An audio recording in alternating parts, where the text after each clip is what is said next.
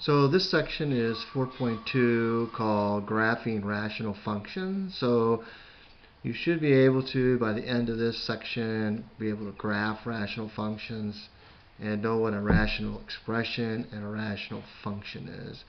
So how can you graph a rational function? Well, first of all, to do that, you need to use long division, or you can probably do synthetic, but I'm going to show only long division. How is the quotient related to the reciprocal, which is f of x 1 over x? So we're going to sketch that. So here is an equation that they're giving you, a function, and then they're going to show you here how they are doing the long division and how they rewrote the equation to look like this. Okay, so that's what we're going to look at together. So let's do that. So you take a look, okay, and this is example 1. So we have g of x equal to 4x divided by the x minus 3. And so we're going to use long division like we've done in the past.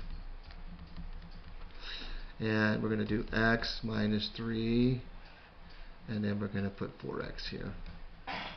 Okay?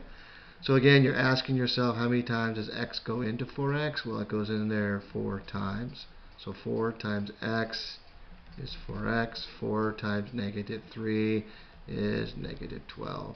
So we put parentheses around it, and we're subtracting, aren't we?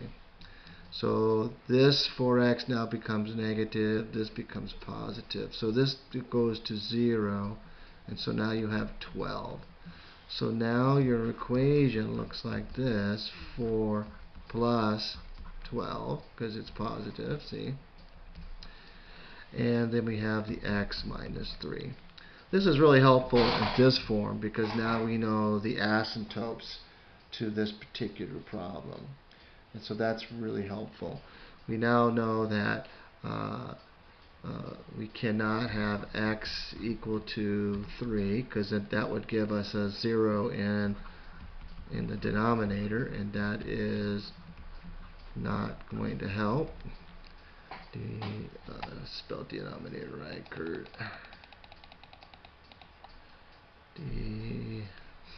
Denominator. Okay.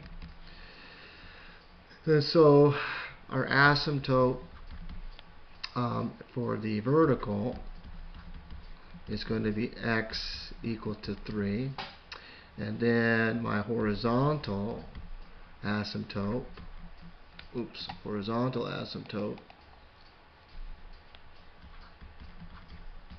is going to be y equal to 4.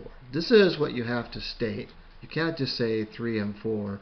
You have to tell me it's a vertical asymptote or it's a horizontal asymptote and what the equation is for that.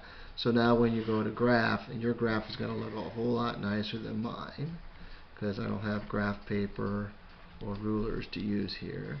But I know that x is at 3, so I go to 1, 2, 3, and so I have a dotted line going up, right, and a dotted line going down. And then I have one at y equal to 4, so 1, 2, 3, 4. Okay, so there's my 4. And so there's a dotted line going this way. These are the asymptotes. So this is the y equal to 4, and this is the x equal to 3.